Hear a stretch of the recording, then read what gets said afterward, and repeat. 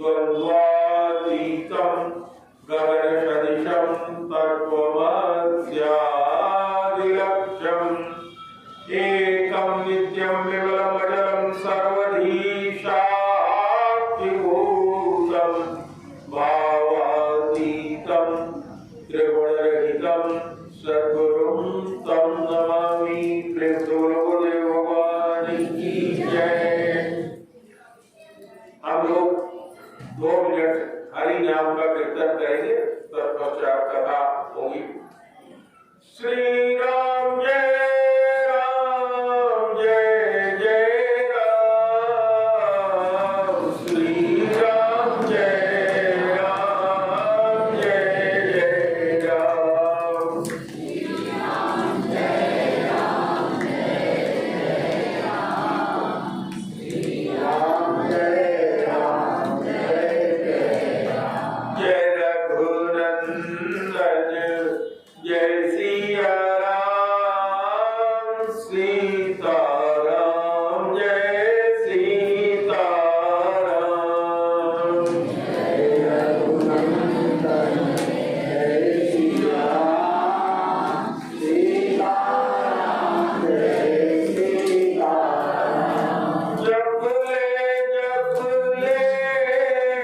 राम का नाम, अंत समय में आएगा काम। जप ले राम का नाम, अंत समय में आएगा काम। जग की दौलत है बेकार, अंत समय में न आएगी काम। जग की दौलत है बेकार, अंत समय में न आएगी काम। जप ले आठों नाम, राम का नाम, राम का नाम। जप ले आठों नाम, राम का नाम। प्रेम से बोलिए गुरुदेव भगवान की जय, सच्चिदानंद भगवान की जय। आज कथा के प्रसंग में बहुत ही सुंदर प्रसंग चला है। काम क्रोध मद लोभ सब नाथ नरक के पंथ, सब परिहरि रघुवीरहि, भजहु भजहि जहि संत।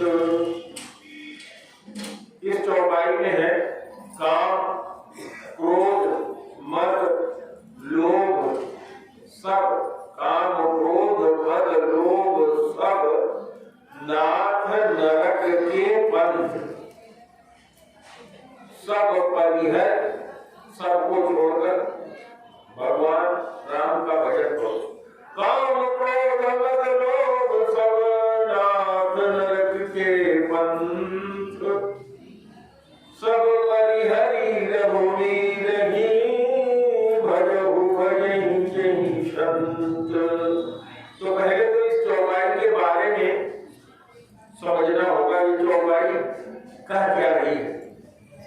चौपाई कह रही है काम, याद रखिएगा आप लोग। पहला है काम, दूसरा है क्रोध, काम क्रोध, तीसरा है मद, चौथा है लोभ, काम क्रोध मद लोभ सब।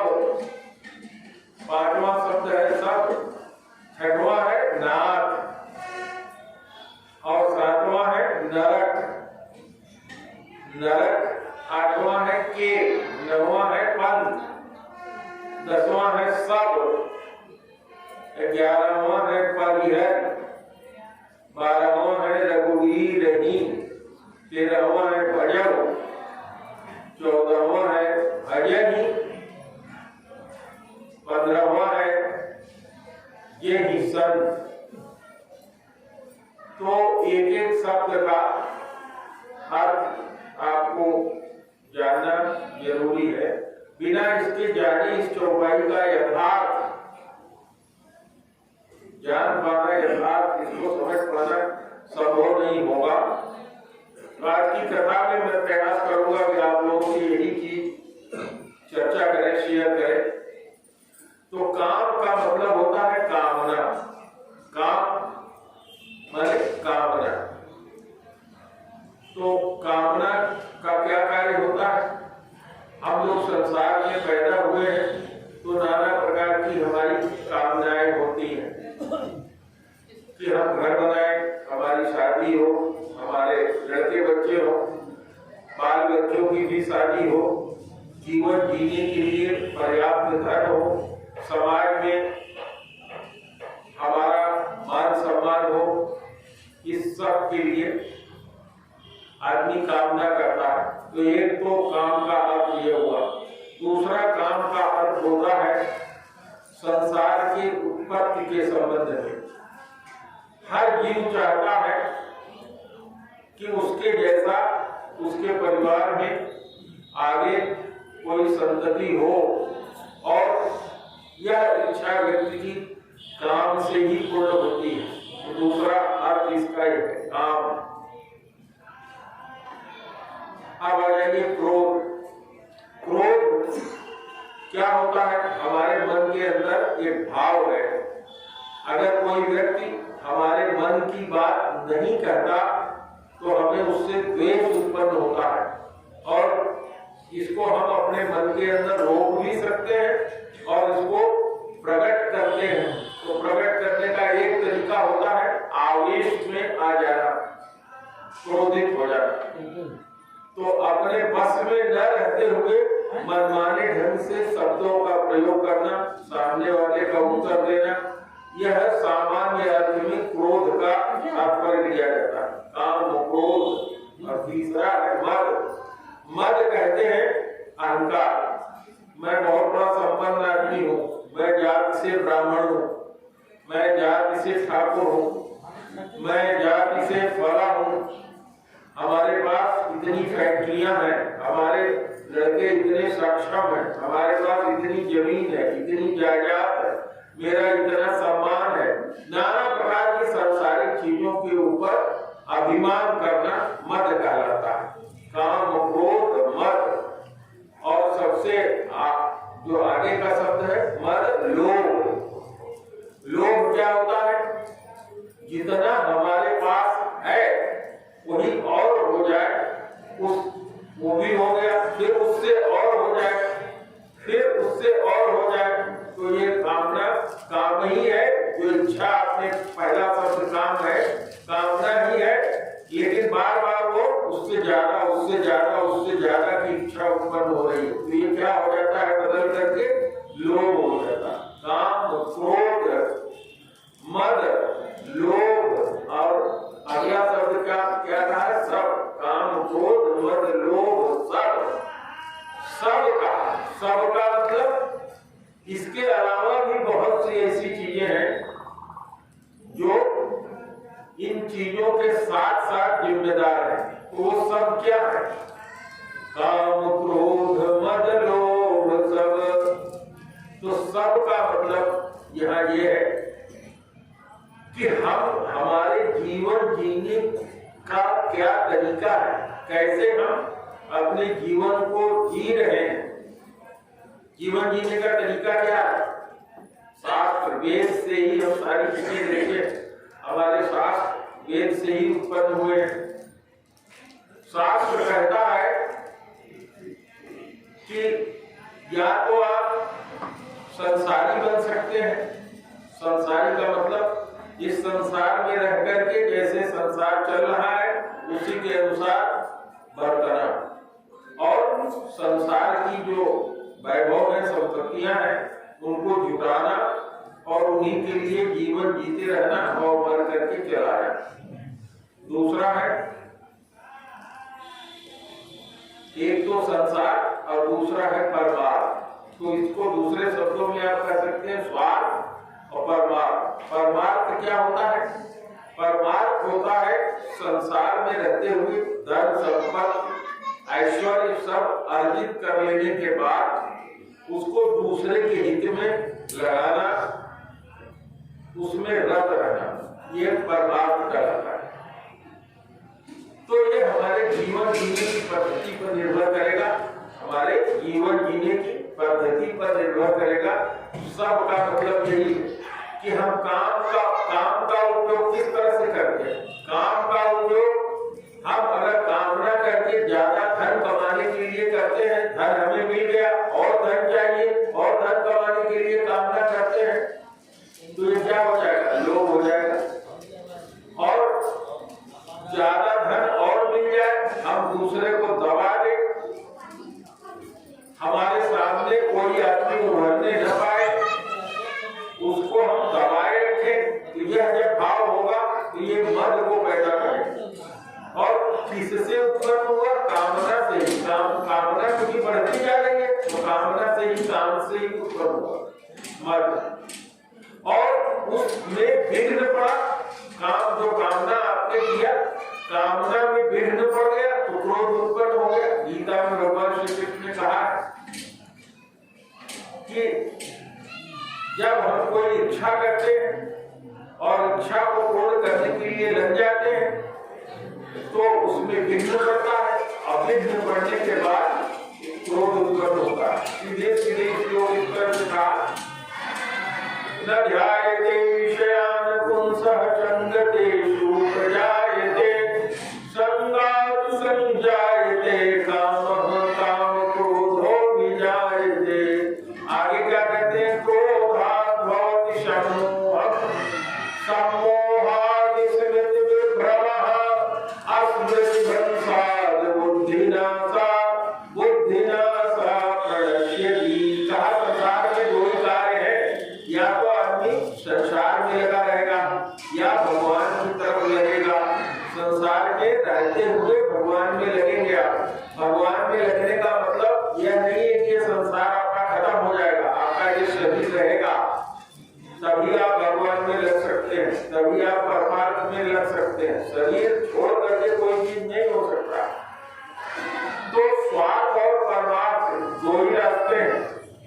परमार्थ के रास्ते पर चलने के लिए भी आपको धन की आवश्यकता होगी, लेकिन वही धन की आवश्यकता जब ज्यादा हो गई तो क्या हो गया, लोभ हो गया, और उसमें भिन्न पड़ा तो क्या हो गया, क्रोध हो गया।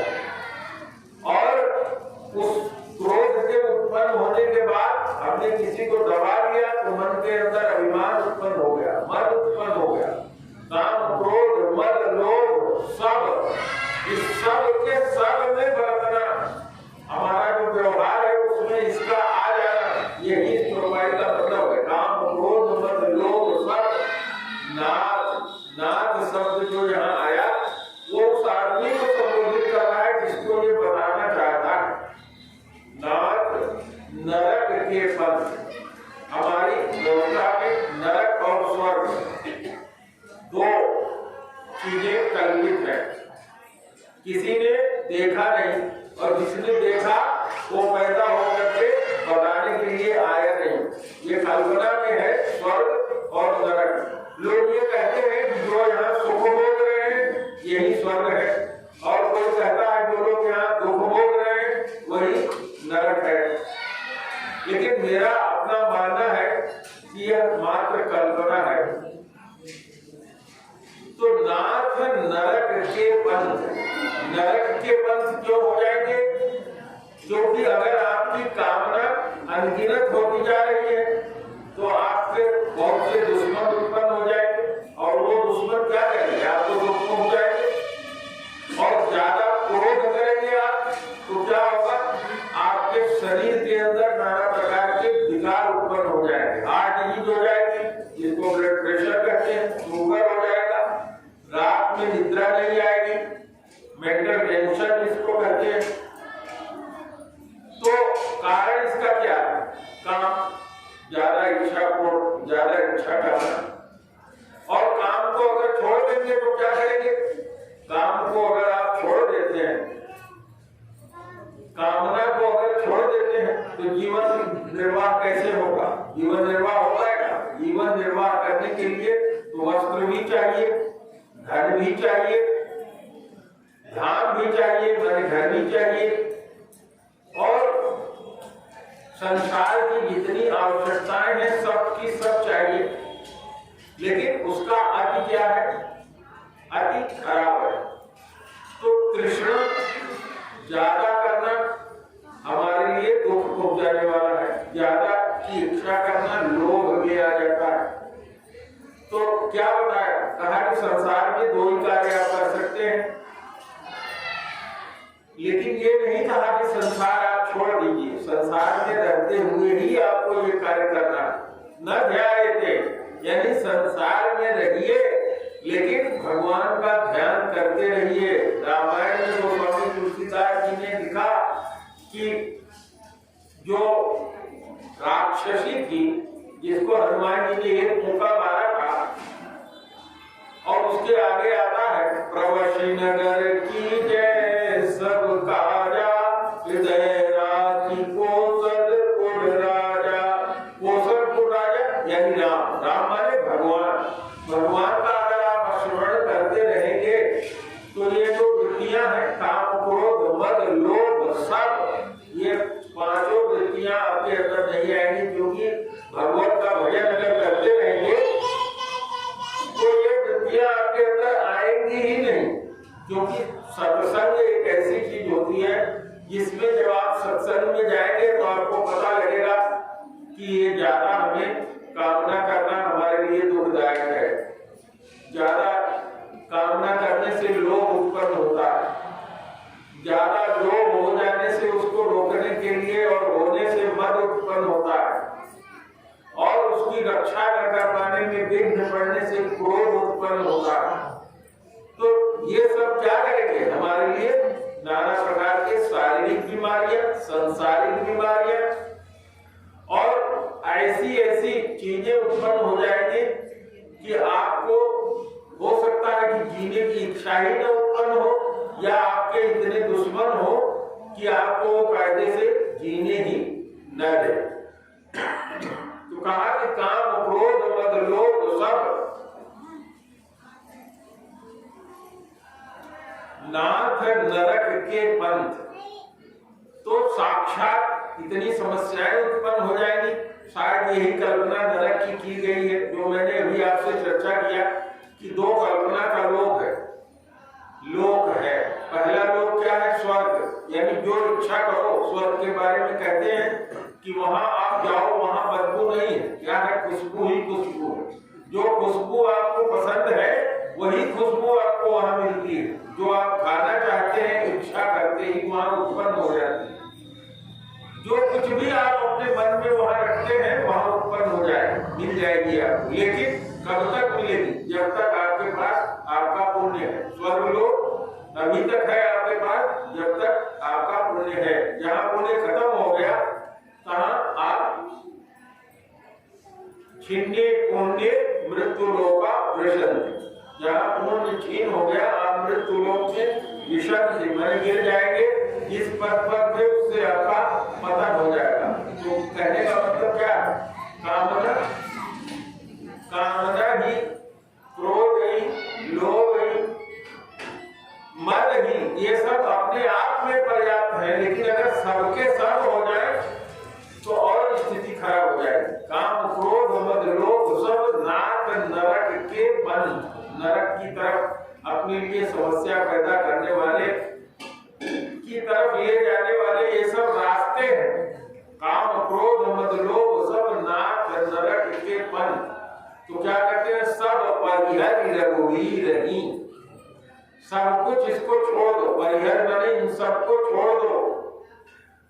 सब परिहर रघुवीर ही भजहु भजो। कैसे? भजन ही संत। जिस तरह से संत लोग रघुवीर का भजन करते हैं, तो क्या कभी किसी संत को आपने देखा है जो खाना न खाता हो, जो शरीर में न रहता हो?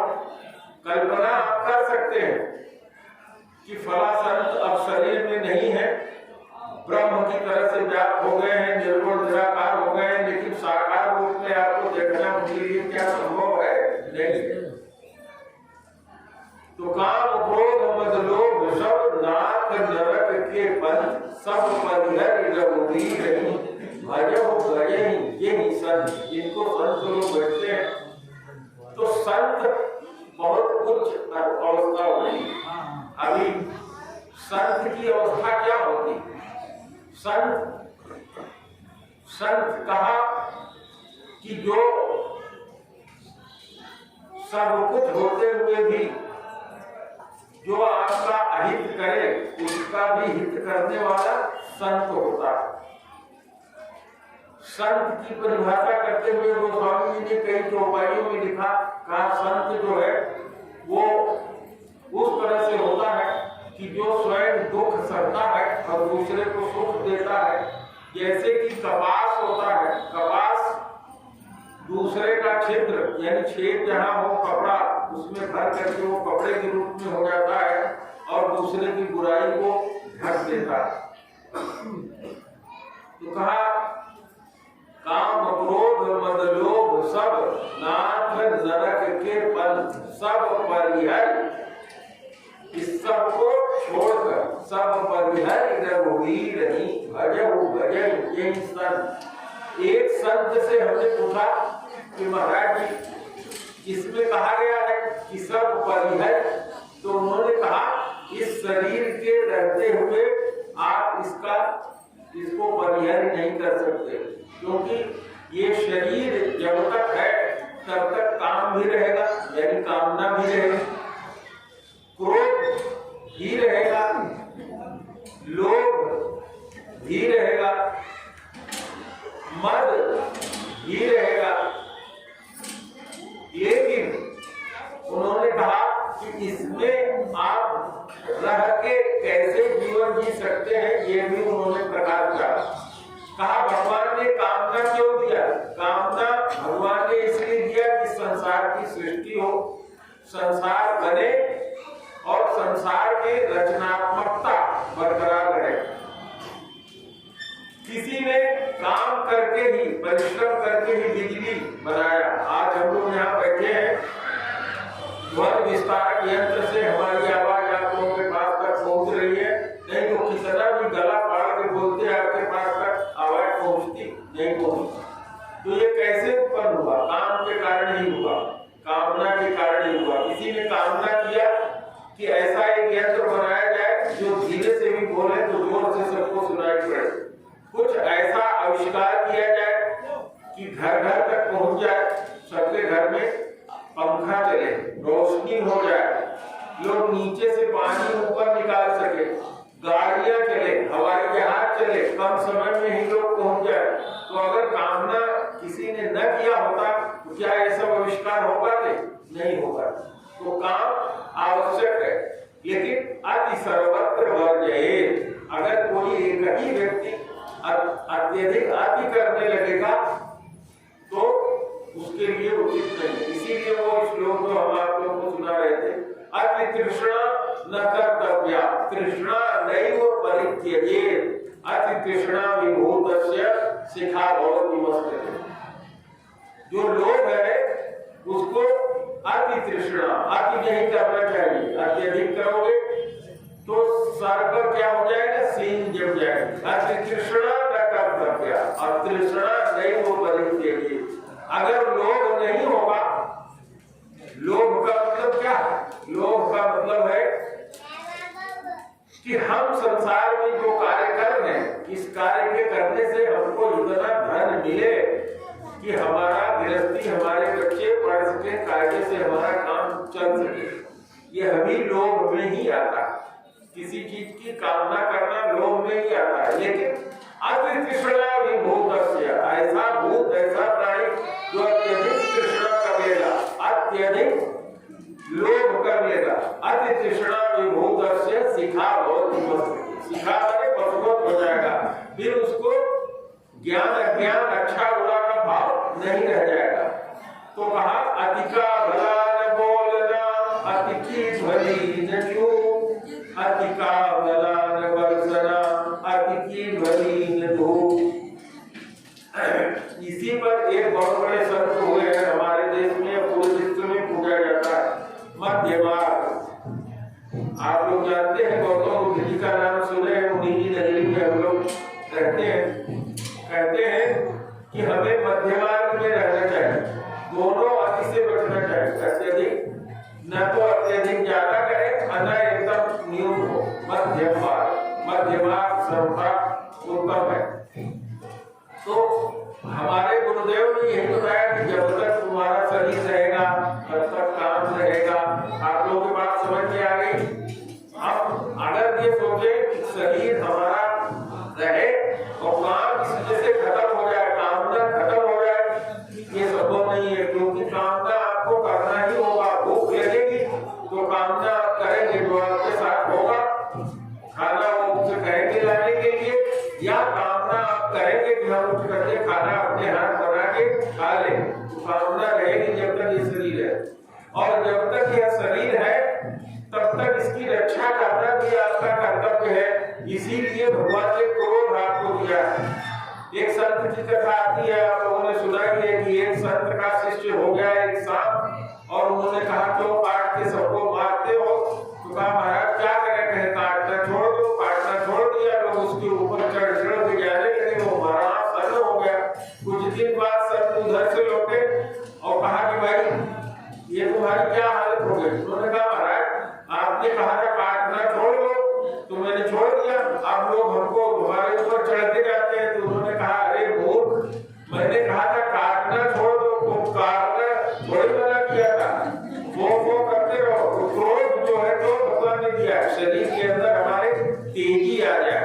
अगर आपके अंदर क्रोध उत्पन्न होता है तो कोई काम आप बहुत जोर से बोलते भी नहीं, लेकिन उसमें छड़ाने करके मारने करके किसी से क्रोध इसीलिए है कि आप को उतारे, ताकि सामने वाला आपका दुश्मन, ये संसार है, मेरा दुश्मन है कि दोस्त नहीं है, तो वो आपसे डरे, उनको इतना तो लगे कि ये ऐसे हलवा नहीं है कि हम जब चाहेंगे तब इनको खा जाएंगे। तो इसलिए भगवान ने क्रोध दिया है, लेकिन उस क्रोध का दुरुपयोग करेंगे जिस संदर्भ में हमने आपको आगे पहले चर्चा किया था, तो आपके लिए खराब हो जाएगा। तो जब तक ये संसार है क्रोध आपके अंदर रहेगा और रहना चाहिए। काम हो गया, क्रोध हो गया।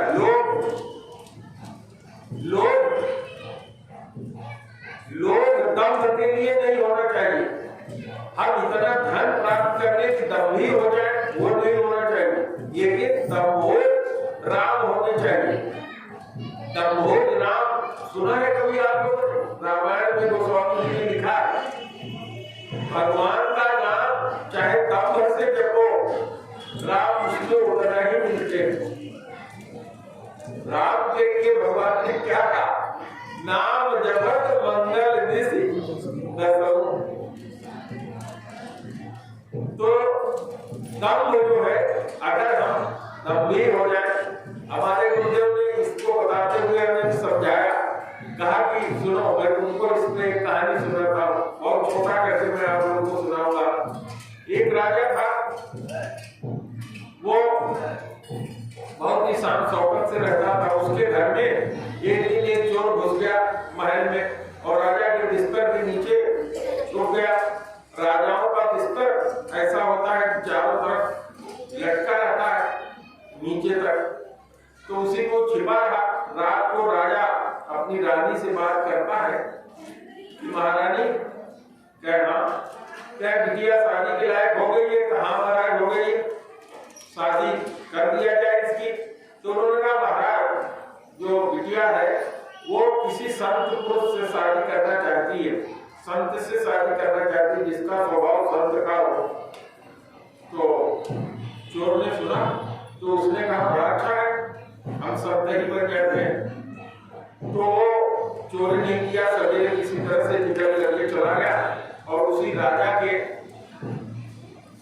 जहाँ राजा का राज था उसी में एक जगह वो बैठ गया। 4-6 चेले अपने रख लिया, और उन चेलों को यही काम सौंपा कि सब जगह जाकर के प्रचार करोगे, महात्मा जी आए हैं जो बहुत बड़े संत हैं। पूरे दिन सब जगह प्रचार हो गया, जनता दर्शन के लिए उनके जाने लगी संत जी के। महीने भर में ही खूब प्रचार हो गया। मंत्रियों ने कहा महाराज आपके राज्य में बहुत बड़े संत आए हैं, आप भी चल के दर्शन कर लीजिए। महाराज ने कहा था और जरा देख लो। कुछ और दिन उन्होंने 1 महीना और इंतजार किया। अब उस संत के यहाँ भीड़ बढ़ती गई। उसके बाद राजा ने कहा हाँ भाई मैंने भी पता कर लिया, 2 महीने हो गए, बहुत भीड़ बढ़ रही है, चलो हम लोग भी चलते हैं। महाराज चल करके गए संत के पास और कहा कि भाई महाराज जी आपसे जरा अलग से बात करना है। तो उसने संत ने, जो चोर बना हुआ संत था, उसने कहा ठीक है, सबको हटा दिया। फिर महाराज ने कहा भाई हमारी एक बेटी है, सारा राज्य उसी को हम देंगे, किसी संत से शादी करना चाहती है और आपसे बड़ा संत कोई है नहीं, तो आप हमारे बेटी से शादी कर लीजिए। तो गुरुजी ने जो मुझे सुनाया, उस संत ने कहा कि महाराज हम आपको कल बताएंगे। अब महाराज कल फिर पहुंचे। संत जो है, जो चोर बना हुआ संत था, वो सोचने लगा राम नाम की इतनी महिमा है कि मैंने झूठा प्रचार किया था, लोग झूठा प्रचार कर रहे हैं कि मैं संत हूँ संत हूँ संत हूँ, और उस झूठे प्रचार से राजा चला आया। राज अपने आप चला आ रहा है जब मैं झूठा संत बना हूँ। और संत को मैं इसलिए बना कि रानी मिल जाएगी, लड़की मिल जाएगी, राज्य मिल जाएगा। हमारे राम नाम का प्रताप, कि राम नाम के प्रताप से झूठा संत बनने के बाद हमको सारी चीज प्राप्त होने जा रही है, तो क्यों न मैं असली संत बन जाऊं। सवेरे जब महाराज पहुंचे तो उसने कहा महाराज मैं आपका राजगढ़ छोड़ करके चला जाऊंगा, मैं संसार में शादी करके फंसना नहीं चाहता, इसलिए कि जो राम नाम मैं यहाँ जप ले रहा हूँ वो शादी करके राज प्राप्त करके मैं कर नहीं पाऊंगा। तो क्या हुआ, दम्भ से ये दम्भोज राम नाम है। इसी तरह से गोस्वामी जी के रामायण में किसी दिन मैं आप लोगों को चर्चा करूंगा।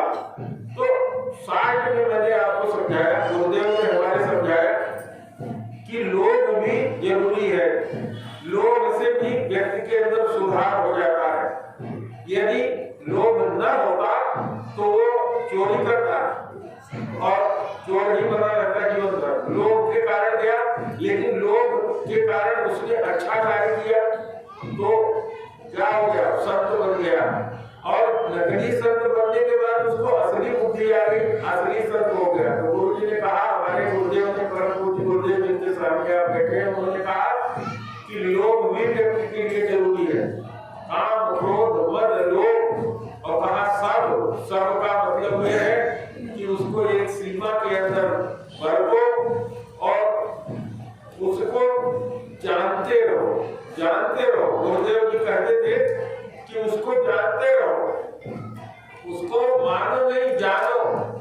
तो क्या होता है काम, इसको जानो। क्या होता है क्रोध, इसको जानो। क्या होता है मद, इसको जानो। क्या होता है लोभ, इसको जानो।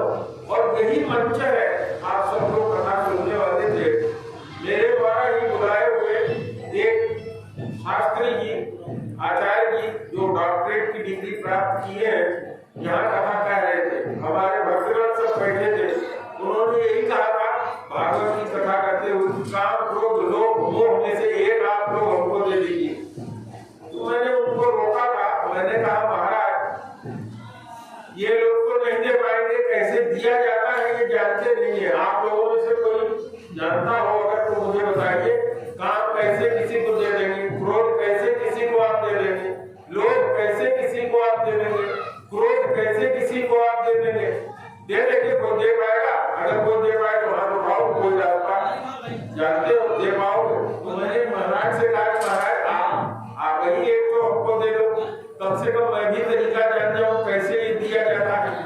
तो महाराज ने कथा कहना बंद कर दिया, कथा कहना बंद कर दिया। अभी 2 घंटे कथा बाकी थी, 2 ढाई 3 घंटे कथा होती है, यहाँ कथा 3 बजे से होती है। 4:30 बजे उन्होंने कथा बंद कर दिया और मैंने फिर आरती करवा दिया। क्योंकि आप मान रहे हो, आपको बताना चाहिए कि काम क्या होता है, क्रोध क्या होता है, लोभ क्या होता है, मोह क्या होता है, कैसे इसको किसी को दिया जा सकता है, कैसे ये हमें नरक में पहुंचा देगा। जब आदमी जानेगा कि इस तरीके से हमें नरक में ले जाएगा, तब वो तैयार होगा कि हमको जानना चाहिए कि काम क्या होता है, क्रोध क्या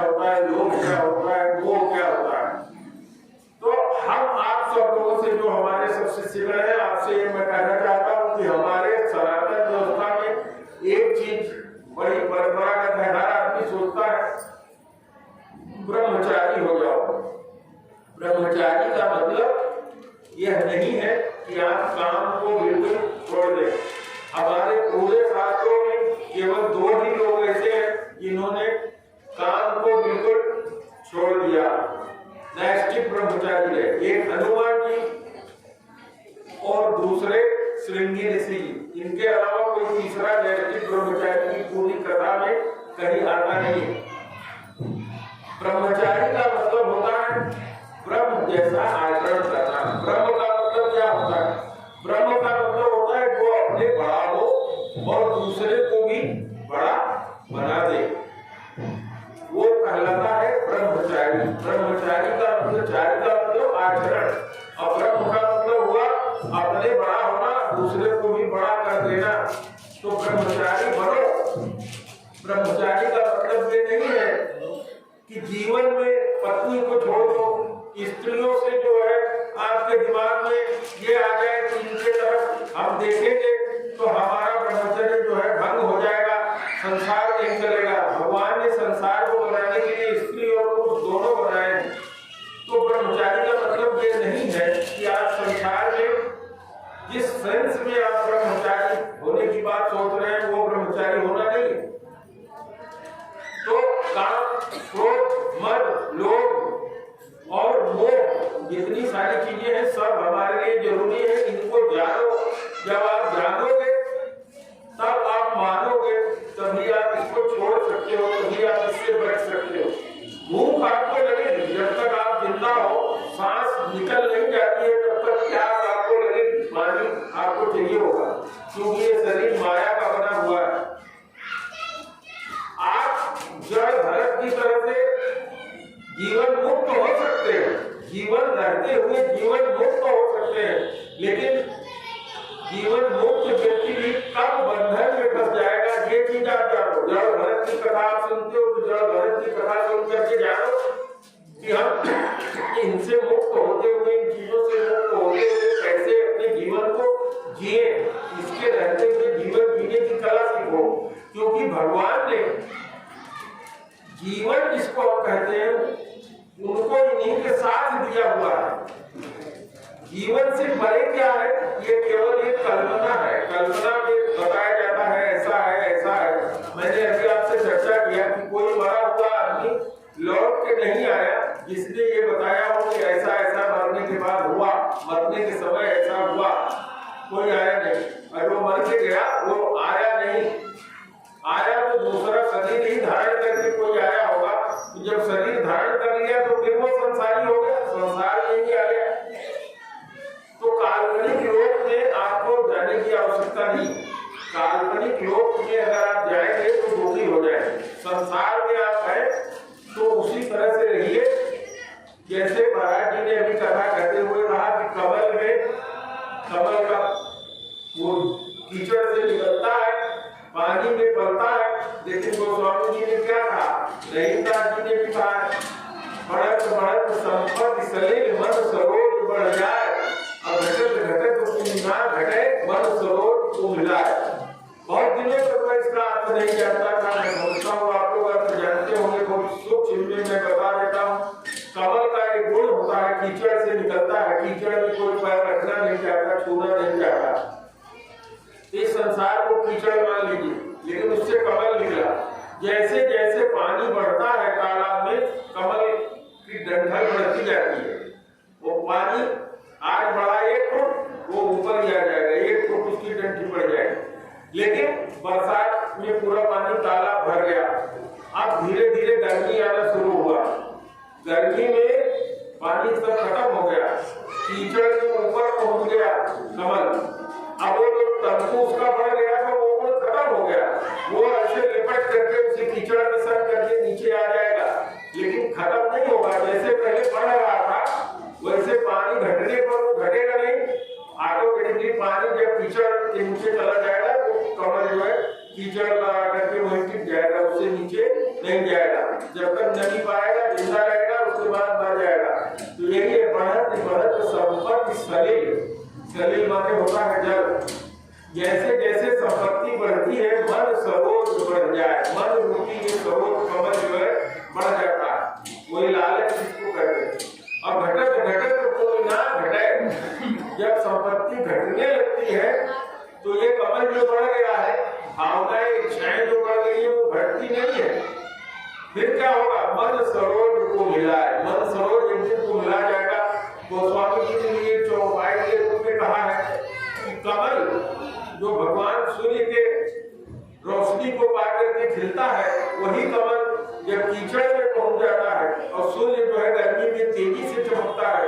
कीचड़ गर्म हो जाता है तो उसी कमल को मरने का क्या हो जाता है, कारण हो जाता है।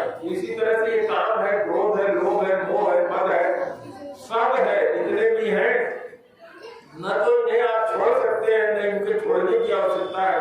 इनको जानिए, जान करके जितने की आवश्यकता हो, भगवान ने इस शरीर के साथ दिया है उतना उनका उपभोग करिए।